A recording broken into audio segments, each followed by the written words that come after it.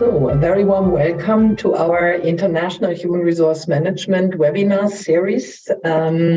Many of you have been visitors of this series before, some of you are new. For those who do not know the series, we started this series when, unfortunately, the International HR Conference in Paris could not happen in 2020 due to the pandemic. And since then, we have conducted quite a few international human resource management webinars with very well-known speakers. And this whole series is also on YouTube, and you will find the link in the chat in a minute, right? So you can watch all of the presentations, and the presentation today is, of course, also recorded. The series has been organized and is organized by SFU, so by BD School of Business, and by Penn State University, by Penn West University, RIT Croatia, the CIHRS, and ESCP with the campuses in Paris and in Berlin. So again, a very warm welcome, and it's a pleasure for me to welcome our speaker today. Our speaker today is Wolfgang Meyerhofer, and Wolfgang Meyerhofer is a professor and heads the Interdisciplinary Institute of Management and Organizational Behavior at Vienna University, so VU Vienna. And previously he was working and had full-time positions at the University of Paderborn in Germany, the University of Technology in Dresden, and I'm sure many of you know his work. He conducts research in comparative international human resource management and in careers, in spirituality, in management and religion, and systems theory and management. And he has received quite a lot of national and international awards for outstanding research and service to the academic community. This has resulted in a high number of co-authored and co-edited books, as well as book chapters and peer-reviewed articles. Wolfgang is talking to us today on Time is on Our Side, towards more time-sensitive research in international human resource management. Wolfgang, we look very much forward to your talk. And for our audience, if you should have any questions, please don't hesitate, put them in the Q&A, and we will answer this at the end of the talk. So the floor is yours, Wolfgang. Very welcome. And thank you very much for giving us the opportunity to listen to you. Yeah, thank you very much for the kind introduction, Marianne. And without any further ado, I'll start. And I will start in a nutshell with the basic question and also with what I want to address in the next 35 or 40 minutes. The basic question will be introduced, hopefully, if the technology works, by the Rolling Stones.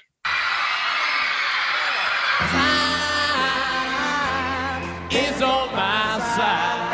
Yes, it is. Time is on my side. Yes, it is.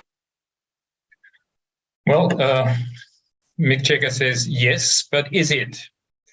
And I have my doubts whether time is fully on our side if we are thinking about our research in IHRM. And based on these doubts, I would like to take you through a four-step route that is the following. I will first make the argument in the first step that time is an essential and classic theme, but somewhat underdeveloped or at least underemphasized in IHRM studies. I will then make an argument that if you look at other disciplines that deal with time, maybe more as a core issue, that these disciplines constitute a rich source for inspiration and refreshment.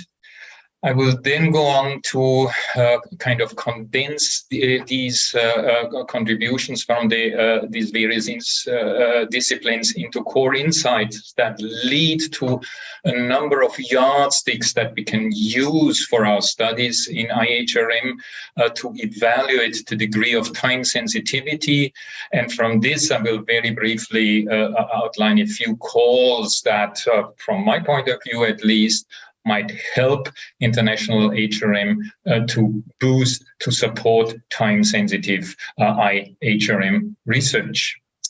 The first step, essential, classic, but maybe slightly underdeveloped or under-emphasized. In terms of essential and classic, I think that's an easy point. If we look at various frameworks, I just chose two of them, the very classic HRM framework by Michael Beer and his colleagues, where we clearly can see that time, the long-term consequences, for instance, is introduced, or the contextual framework that Paul Gooderham and his colleagues developed, where likewise time plays an important role over via this multi-level outcomes and various feedback loops, the framework that Elaine, Farndale, and Power developed kind of has time in it. So it's a classical thing in terms of the HRM frameworks, and it's also very, very strongly rooted in the individual and organizational behavior.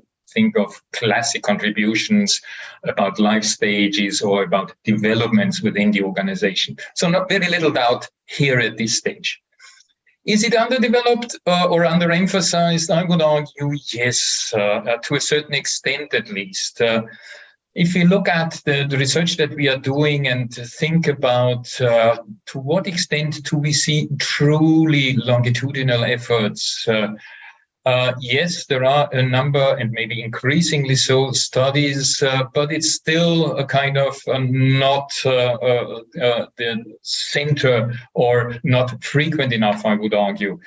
Are we good enough in taking account of time in areas, in periods of crises, of special times? Yes, there has been a raised interest, especially after maybe 9/11, after the 2008 financial crisis, the COVID stuff, the migration movements, but still I would say, yep, let's kind of think about that. Is it very prominent in our theorizing? Yeah.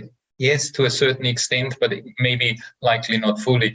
Do we use a variety of conceptual views on time? Big question marks. From my point of view, I think we stick very, very strongly to, as we will see, one specific view of time, the objective clock time. And do we also accommodate for shifts in the individuals and society's views on individual life cycles, on organizational life cycles, where time is strongly a founding pillar, and we see changes here over the past decades, and again I make a question mark. So if you bear with me and say, okay, let's make a few question mark, the next question is, are there sources where we can find additional inspiration, where we can find refreshment? And I would argue, yes, there are a number of these sources of inspiration and refreshment from other disciplines that in one way or other, with varying focus, deal with the issue of time. And I will take you through that very, very quickly, just to kind of give a broad sketch before trying to condense that. In philosophy, with its emphasis on the true nature of time, what is time? You have a number of debates, one of them being the issue of tense and tenseless time. The tensed time that kind of assumes that futurity, presentness, and pastness are the fundamental transitory temporal properties. So the future becomes the present becomes the past, whereas the tenseless camp argues that, well, since the tense thing is changing, isn't it earlier than, later than, and simultaneous? Are these the fundamental relational issues that we see?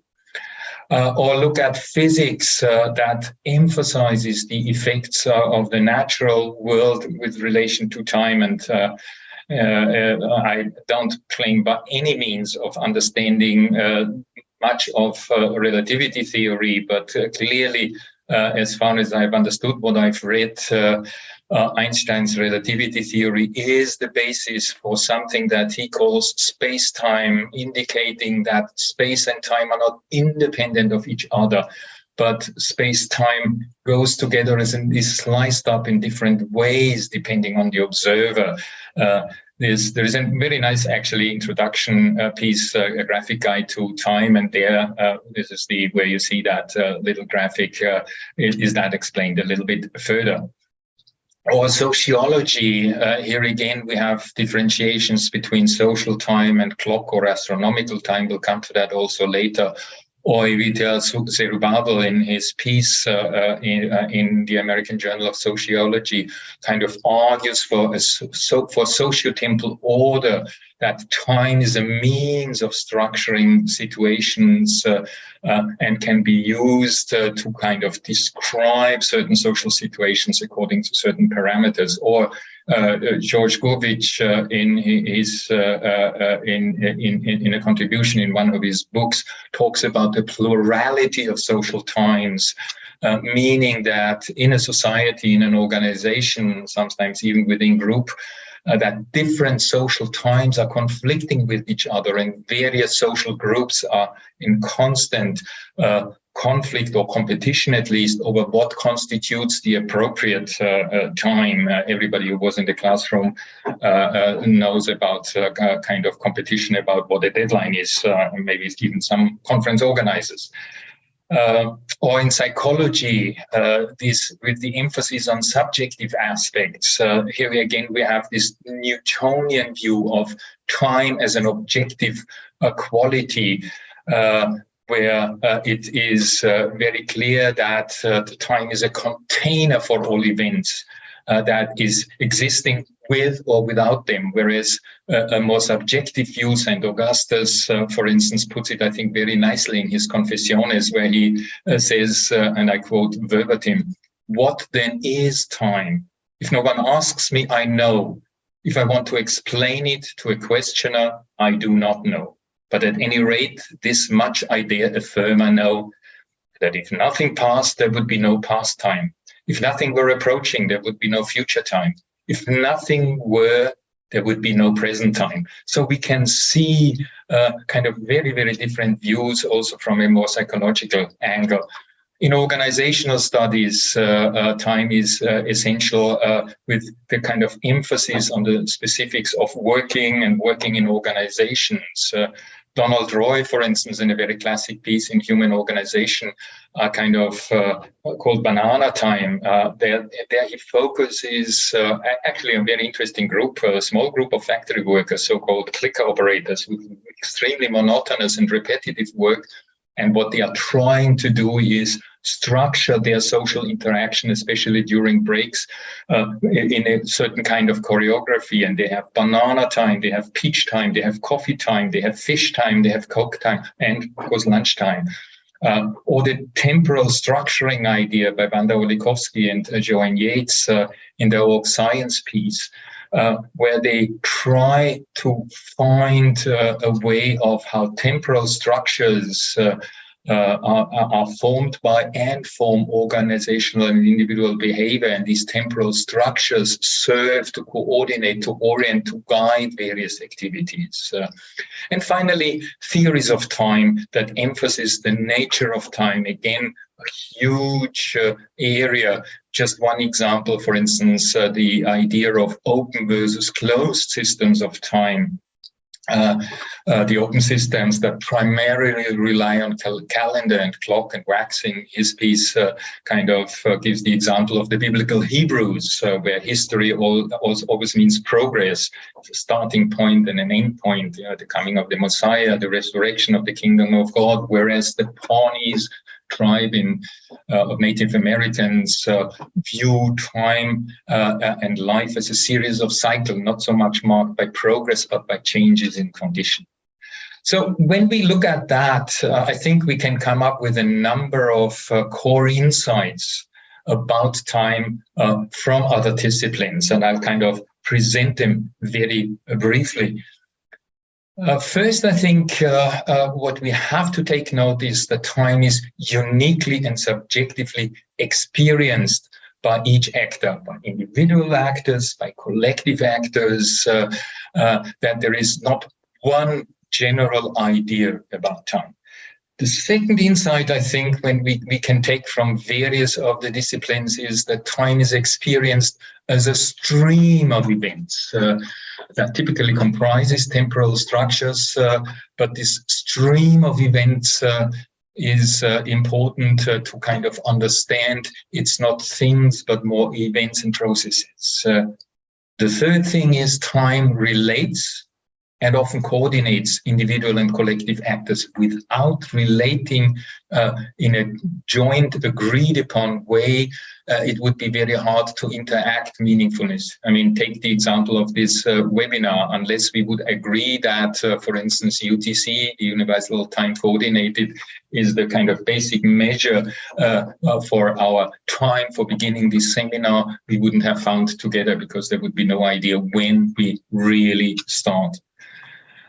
Time also is crucial for mapping the chronology of behavior, the kind of order in which events come and are ordered, and how these events and the flow of events go from a speculative future via the present to a curated past. We'll talk about that a little bit later in more detail, a little bit more detail. Linked to that is also that time plays a central role in assigning meaning and making sense of behavior. Of course, what might be appropriate for a 16-year-old might be raise some eyebrows. For a 30, for the same behavior might raise eyebrows if it's done and shown by a 35-year-old, and maybe completely unacceptable socially, at least, if it's done by somebody in my age, for instance. Time also directs attention to a process-oriented view and its dynamics. Given this flow idea, given this idea of stream of events, kind of distracts us and leads us away from a kind of more point-in-time thing to a process-oriented view, and the dynamics that are linked with that. So the idea of how and why things emerge, develop, grow, or terminate over time, this kind of process-based view of social reality comes to the forefront. And finally, I'd say that this you remember the Einstein reference, that space and time is closely interlaced. So when we're interested in how individuals, how groups, how organizations navigate through geographic and social space, we have to take into account this intricate link between time and space. So what can we say so far? I would argue that as a kind of intermediary recap, time matters when studying individuals, groups, and organizations, and should take its proper place in IHRM research. Now, some of you will say, well, isn't this a no-brainer? Yep, I would agree. But if you look at our actual practice, in the sense of research practice, how we talk about, how we write about the phenomena that we are interested in IHRM research and what role time plays, I'm not so sure. And just two kind of voices that support this not so sure. Ziad Elsan and Anna Earl, in a kind of quite interesting piece in the Journal of International Management, when they were looking of alternative ways of studying time in qualitative international business research, identify some concerning trends with in relationship to time, because they are worried that we kind of look at time in a too narrow way, and we lack some of the conceptual clarity and also the diversity that is there, or coming from another angle and not directly related with our international area. But Pat Wright and John Haggerty in their piece in Management Review write, among others, that future theorizing in IHRM, when they are talking about what is needed, should explore the concepts of time, in addition cause and individuals, much deeper. We also, and I hope I've given you a small taste of it, that these other disciplines provide core insights about time as our points of departure. And from this, I think we can go 2 other steps, and that will be the remainder of my talk. I think we can develop very concrete yardsticks that might, on the one hand, help us in supporting time-sensitive research that can help us, give us orientation. And as a 4th step, then based on this, we can identify some major areas of development that would be calls to our field of international HRM. But let's go to the first thing, these yardsticks for time-sensitive research.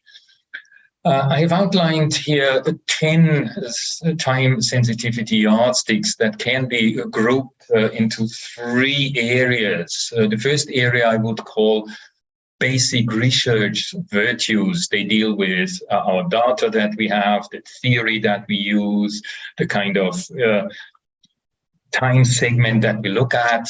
We have a second group that I would call time basics. They are related to some of the insights that I have tried to condense by looking at various other disciplines. And I have a third group that I would call time advanced, which goes a little bit beyond that and poses some even more fundamental questions. And I would like to go through these 3 groups and the various yardsticks now one by one. So let's look at the first yardstick, the data-related yardstick. So we can ask ourselves to what extent is our arguments based on which kind of data, on longitudinal data versus cross-sectional data. So if we look at, many of us are in one way or interested in developments, in processes over times, in cause and effects, and we always realize, well, with cross-sectional data, we can only go so far. That's fine, and I'm absolutely kind of also a big supporter of kind of theoretical arguments that make it plausible even with cross-sectional data to make some causality arguments, for instance. But still, we can ask ourselves, do we do a good enough job that we have various measurement points in time, that the time span between our measurement points is long enough, depending on the question, of course.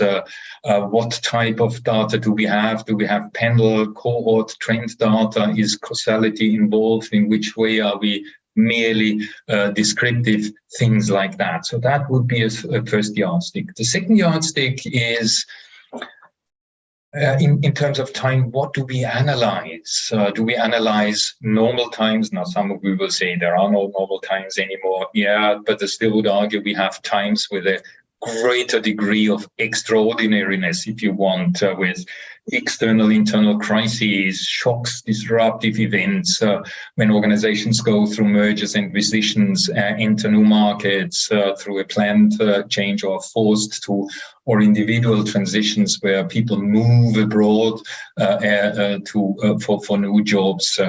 So to what extent do we kind of analyze this? I'll try to give you a few examples for each of those yardsticks. You see my colleague Petra Egmo-Barrehat from BU Vienna She is kind of very interested, for instance, in careers of migrants and refugees, and she has done some excellent work on how the refugees, normally mostly from, in her work, mostly from Afghanistan and from Syria, how their human capital and their career capital changes over time when they make this transition from their home country via a very perilous way into the new country of destiny. The third yardstick is the theoretical use of time. So what theory of time do we apply? Implicitly, explicitly? Do we have a single view about time? Do we have multiple views on time? Do we theorize with one or several theoretical approaches from which disciplines, for instance, in expatriation?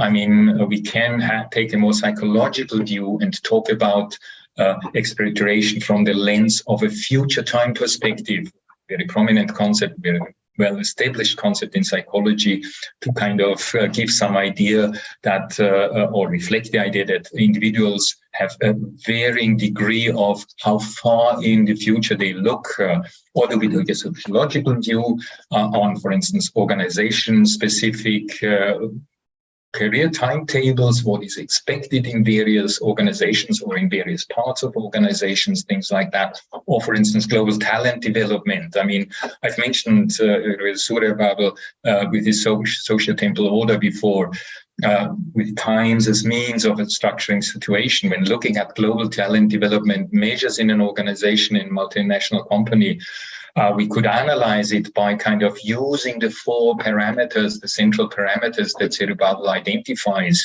the order in which they take place, the sequential structures, of when are, for instance, developmental measures, in which order are they kind of offered, how long do these interventions last, the duration, when do they happen, the temporal locations, very beginning in one's organizational membership, very late, how often do they occur, the rate of recurrence, things like that.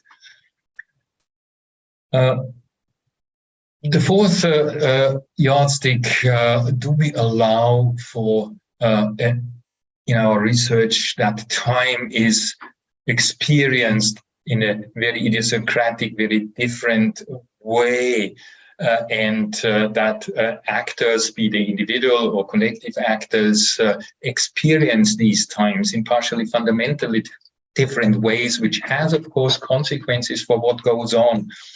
There is a very interesting stream of research in internationally mixed teams about teams in extreme conditions, for instance, such as space missions or drilling rigs or Antarctic stations. And William Vesey and Lauren Landon, in a very interesting handbook article about team performance in extreme environments, make it very clear that the duration of teams, how long they exist, has clear effects on team cohesion and on their performance. Just one example where this becomes very clear that depending on how individuals and how the group as a whole experiences time, their time together, that has different consequences for such teams. Referring to temporal structures, these structures, temporal structures, examples, meeting schedules, deadlines, academic calendars, or the rhythm, for instance, of these presentation, they denote a rhythm of work that shows a beginning and an ending to a certain period of time. And these temporal structures, they guide, they orient, they coordinate people's activities. They shape their behavior, but they're also shaped by this behavior, so in a recursive way. Again, two examples where this plays a role in some of our research. Marc-André Baumgartner and Esther Tippmann, in a piece in Journal of Business Strategy, they looked at variations in local and global temporal structures in an MSc during the process of a strategy formulation in the German language area, and the influence this has on a number of aspects going on in that MNC. Or, for instance, a piece by James Evergrey and his colleagues, they look at the performance of humanitarian service organizations, non-for-profit organizations in Ghana, and the effects that time management behaviors have on this work performance.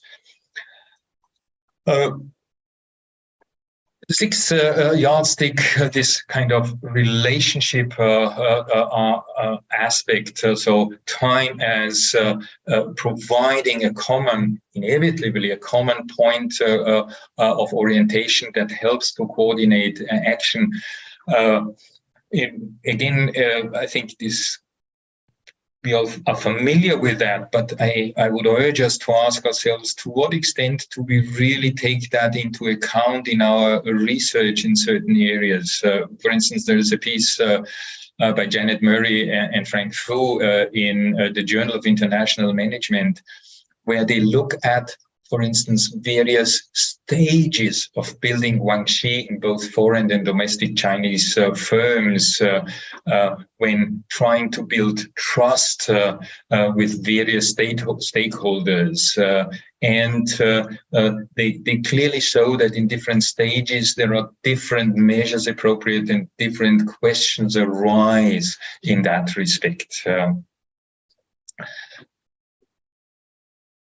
The seventh yardstick would be building a chronology, the flow of events. We have talked about that, how things develop over time, in which order, and that's something which, at least for IHRM people, is very, very familiar, in particular for those who are interested in also comparative studies, because it brings up this convergence, stasis, divergence idea. And Elaine Farndale, who is among us present here in this webinar, and her work together with her colleagues on the emergent on convergence, stasis, and divergence in their GIPS piece from 2017, where they kind of looked at the effects of market economy type and which type of M&E subsidiary there is on the convergence and divergence of HRM, is a classic and, of course, excellent example for building into time to build such a chronology and a flow of events. The eighth element, this kind of to what extent do we use time and as crucial for sense making? And again, I think this is somewhat familiar with us in IHRM, because if you look at, for instance, various time tables, temporal structures that we find in the expatriation and repatriation process, if we remember the U-curve or W curve or whatever form it takes, there's a lot of work out there. But also, for instance, there's a Journal of World Business article by Vitsu and her colleagues, where they look at how HRM practice foster integration in cross-border mergers and acquisitions, and where they kind of again look at the role of these practices in different stages and how that is necessary to kind of include how different stages play out in order to make sense here. The process orientation, the dynamics orientation, this acknowledgement that the behavior of organizations, of individuals, of individual or collective actors is dynamic, that there has to be a focus on patterns, I think is also very, very crucial for kind of seeing to what extent are we building time into our research. Chamu Sundaramurthy, kind of with her colleagues in the Journal of World Business, kind of looks at social entrepreneurs and how they kind of do their ventures in the learning education sector in various countries across different continents, actually. And they kind of very closely look at what they call bricolage processes. So they take this kind of processual view, this dynamic view, to make sense of which process modes these social entrepreneurs take. And it's space-time nexus as the last yardstick that views time and space as intricately linked, meaning that when we talk about time, or when we talk about social and geographic space, which we inevitably have if we want to describe and explain individual or organizational behavior, this is this space-time nexus that is important, and we find some studies kind of looking at this link. For instance, Luis Araujo and Sergio Rezende in an International Business Review piece kind of look at on the path dependence in MSCs, their international approach process, where they kind of look at such a relational approach, linking space and time. With these 10 yardsticks, I think we're able to use them on the one hand to take them as the yardsticks for our own work and to kind of judge, to evaluate to what degree are we time sensitive.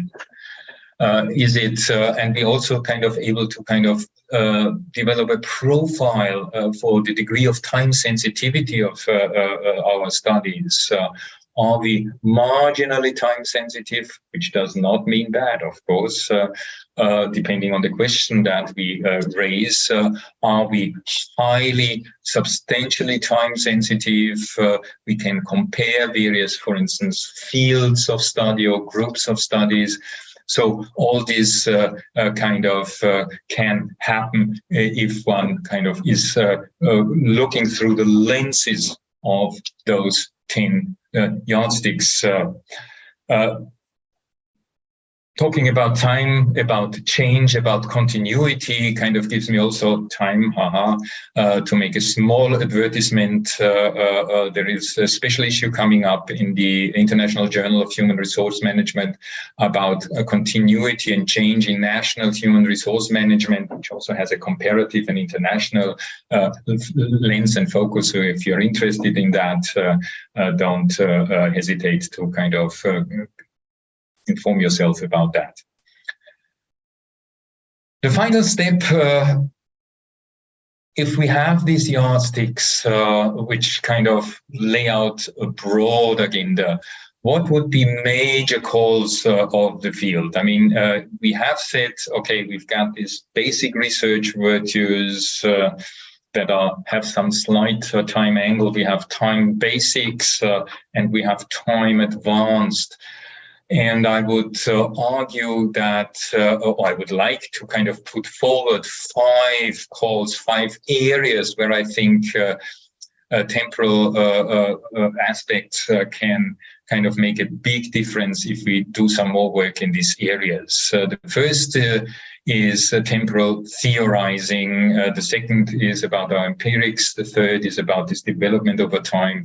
The fourth is about coevolution, not raised now explicitly up to now, but I'll kind of briefly address that. And the final thing is process orientation.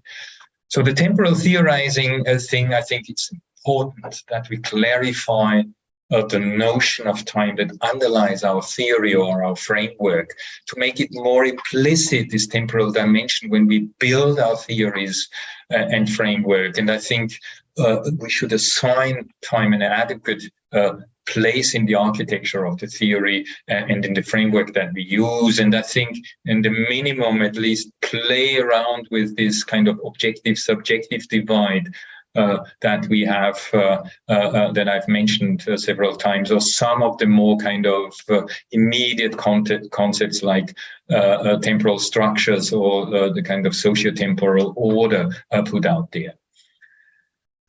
Temporal empirical research, this is, I think, most familiar because a lot of people keep arguing about kind of more longitudinal study. We have seen, well, what that exactly means is not that clear.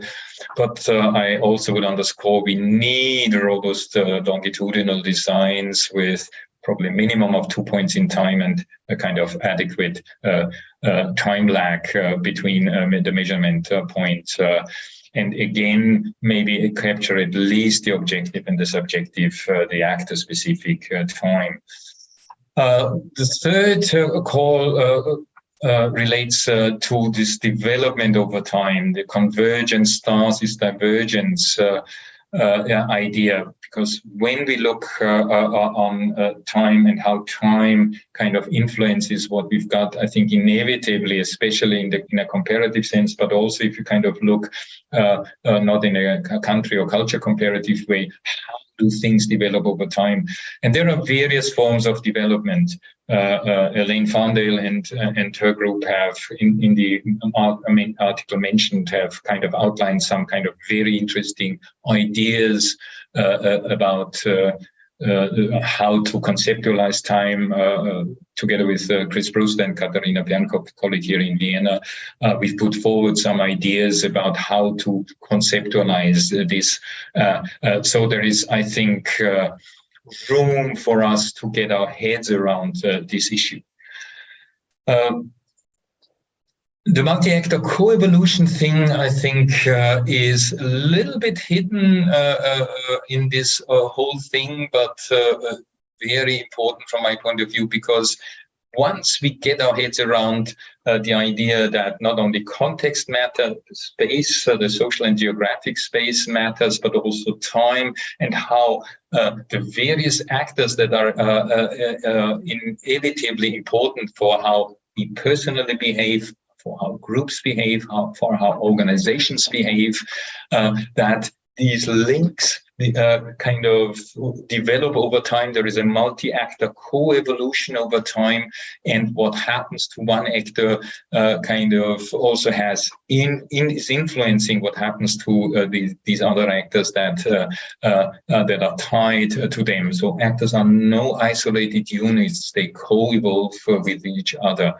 Numerous examples out there, and I'm not sure to what extent we are here up to date with this focus. And the final call, I would say, this is a very general call, process orientation. Very often we are kind of interested in what Anne Langley calls variance orientation. How do differences in one area, for instance, how you enter an M&E, what is the link to, for instance, later expatriate assignments? Does what happens, for instance, in the onboarding phase have any effects? That's a valid question. That's a good question. Usually we end up very often with some kind of numerical figure and an arrow. Yes, that's fine. That's good. But I would also argue looking into this arrow and trying to unfold what is in there, what is kind of there in terms of choices, what are the events that are kind of in which order, what activities from the self and from others are there, what are the experiences, the thoughts of the various actors, and what mechanisms are there, I think provides us with a much richer view of what we research. The nutshell again, to finish my presentation, the recap, I think, is very clear. The basic argument was time is essential classic, a little bit under-emphasized, maybe even underdeveloped. We have a lot of disciplines that can serve as sources for inspiration and refreshment. We can condense these sources of refreshment into a number of major core insights that lead to certain yardsticks for time sensitivity for our research. And I've made these 5 major calls to the field for the better or the worse, and hardly surprising for at least those who know me that Mick Jagger and his Rolling Stones will have the final word again.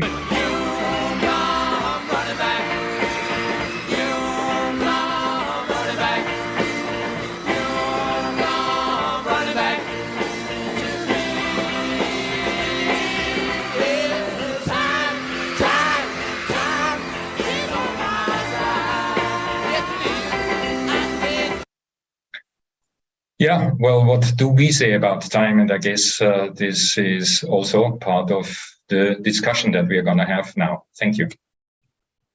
Thank you very much, Wolfgang. It was a pleasure listening to you. Very inspiring, as always, to see what do we already know about the consideration of time in international human resource management and how many blind spots we still have, right? And I would like to open the discussion, and we have a first question, and please don't hesitate to put your questions in the Q&A. The first question came up very soon, and it is a quite practical one, right, by Yehuda. And he says PhD programs are typically limited in time, so often to 3 years. And having longitudinal studies is something where there's only the limited time for PhDs. And so isn't it our own goal we suffer from, right? So having the restricted time for research in practical academic life, and having on the other hand side the need to do longitudinal research. So what would you recommend, Wolfgang? Yeah, I think, thanks Yehuda for the question, and I think a very, very valid point that Yehuda makes, and I think it's no coincidence that certain types of research are not that prominent, because as Yehuda outlined, I mean, if you take longitudinal studies, this takes time that many of us, at least the younger colleagues, early academics, PhD students, don't have. I would say I would have 2 answers to that. First, why not kind of make use of ongoing longitudinal efforts that are not done by you? There are a number of databases out there that are kind of funded by governments, national governments, that, for instance, in Germany, the German Socioeconomic Panel, and there are a number of others in various countries, encouraging students to work on efforts like that, or partially even setting ourselves as more experienced academics up such efforts, like, for instance, we in Vienna have the Vienna Career Panel project going on now for more than 20 years. So kind of not reinventing something, but making use of what is there. So that would be, I think, the first part of my question, encouraging our students, young researchers, to build and dig into what is there. And the second question would be, not everybody has to do everything. I mean, we have an academic distribution of labor, and what is very recommendable in older age is a kind of death sentence if you are academically ambitious in the early stages, you see, like with edited volumes or something like that. Thank you. Okay, thank you very much. Just a recommendation by Alan Engel. He likes very much your chapter on rethinking career studies and recommends to read it again. So just as a nice recommendation. I would have a question concerning the international dimension and compared to human resource management on a national level. So what would you say, is the time dimension even more important to consider in international human resource management, or would you say we have the same challenge? Your special issue is very much on national human resource management, although you said it's as a comparative dimension.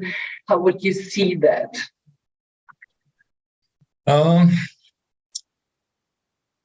I don't think that it's the same. I've been thinking about that myself, and I would argue there is an overlap, of course, but I think in the international arena, we face one additional element that is maybe not completely absent, by far not completely absent if you look at the diversity that we have within countries at the moment, but which is kind of less salient. This means the kind of cultural influences that we have on our views on time. See, I mean, it's very different if I kind of work with 10 other Viennese-born colleagues who spent their time, all of their lifetime here in Vienna, or if I work with a group spread all over the world, and the same with multinational corporations.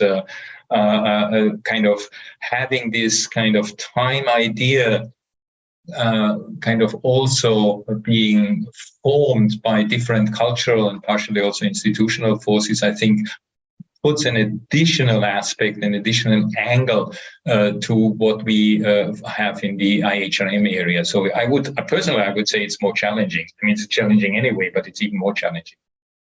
Yeah. Thank you very much.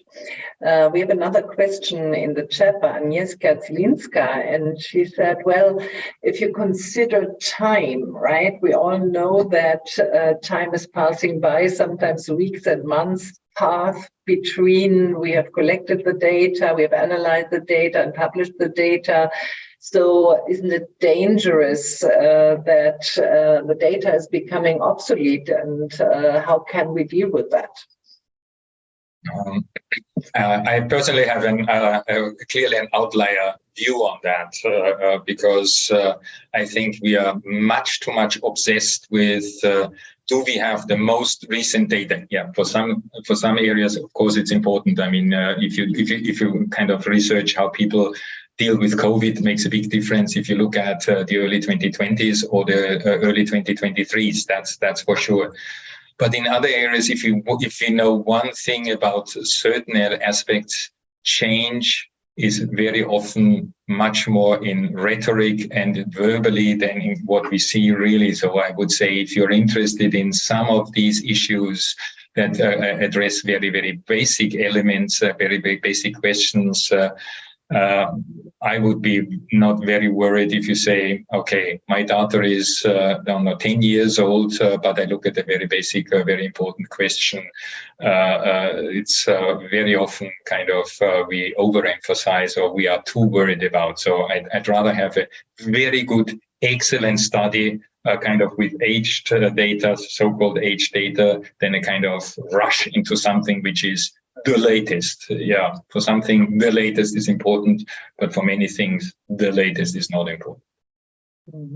Thank you very much. We have another question also concerning the longitudinal data, and this is focused on the use of time lag. And many researchers now use like a month or some time between the collection of dependent and predictor variables.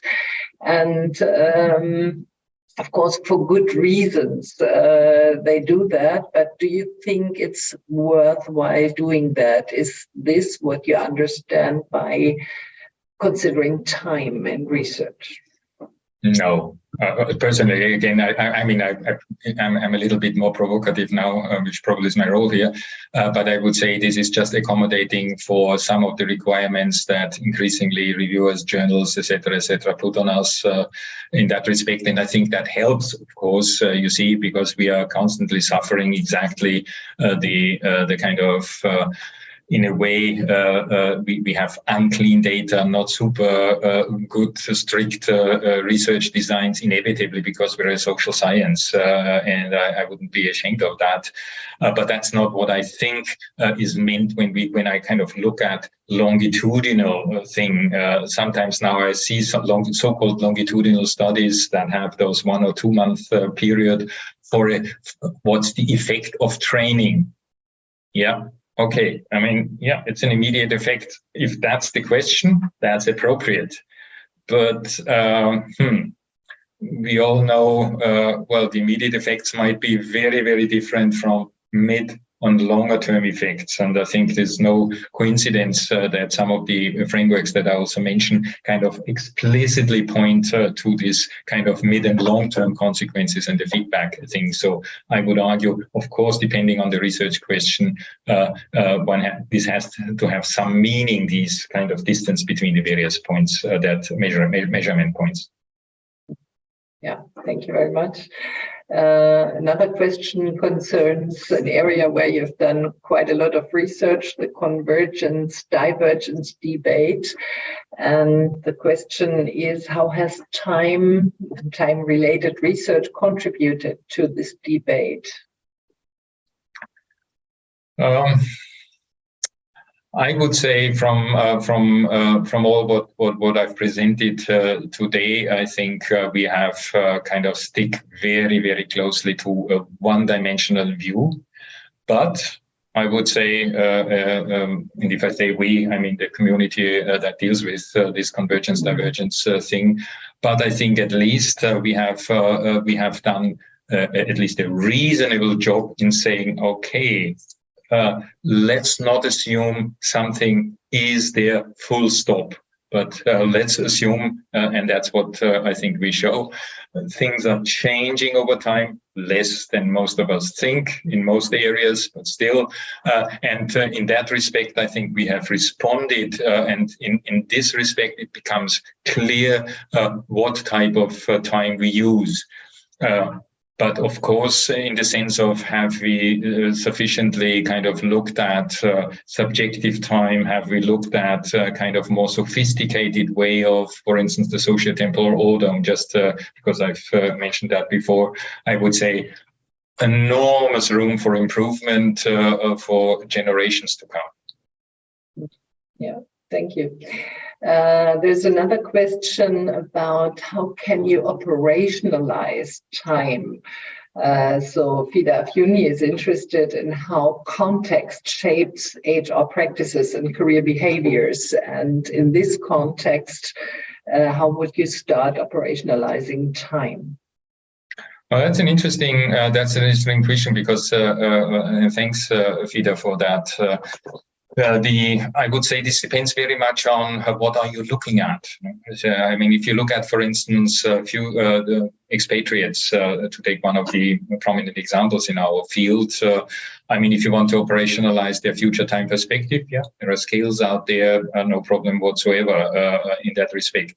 It's very different if you start kind of digging deeper and kind of compare, for instance, how do expatriates beyond their future time perspective, how do they personally experience time? I was once invited to our colleagues in Belgium and in the career area, and I made a small exercise with them. In terms of they should make an imagination about their future time perspective and in which color do they see the future, because is it gray? A gray future? Is it very bright? And you could clearly see, when people talk about 1 year ahead, for some that was nearly black. And for others, it was very bright and clear. Things like that kind of make a difference. And that means operationalization kind of comes in very different shapes and forms. Yeah.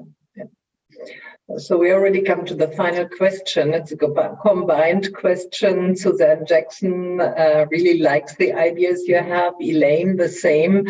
So the time sensitivity yardsticks seem to be a very great tool to understand the meaning of time in international HRM. Has this been published? Will this be published? How can people use that? The yardsticks haven't been published yet, so everything up to now I can kind of refer them to an article in the IHRM together with my esteemed colleague Hugh Gans from Toronto, where we have tried to condense these things. So one can read that in the IHRM. It's I don't even know how the article is called, but it can be found in the IHRM. But clearly we are working on the yardstick thing and try to get that out sometime. Yeah. Thank you very much, Wolfgang, for this very inspiring discussion. I'm sure there are many more questions. We have to close now for time reasons, and I would like to make some announcements. And of course, the first announcement is that we will have our next International IHRM webinar. And I'm sure we are showing the slide. So it's Sven Horak from St. John's University in New York, and he will talk about informal network research in international human resource management on March 16. So pencil this in and please register for this webinar. And in addition to that, Wolfgang, you already mentioned your special issue in the International Journal of HRM, which is time research related. We have another call for paper, which is interesting about the future of work and what is next for international human resource management in the Journal of World Business. And we also have the Human Resource Management International Conference in South Africa happening at the end of May. So you can still submit your papers there, and hopefully you will attend this conference. And as you may all know, the next International Human Resource Conference in London will take place at the end of June. It's not possible to submit anymore, but of course you can still register for this conference, and it would be a pleasure to see you there. So thank you very much for attending our webinar. Wolfgang, again, very big thank you to you for this inspiring talk, and I hope to see you again for the next webinar in March. Thank you very much.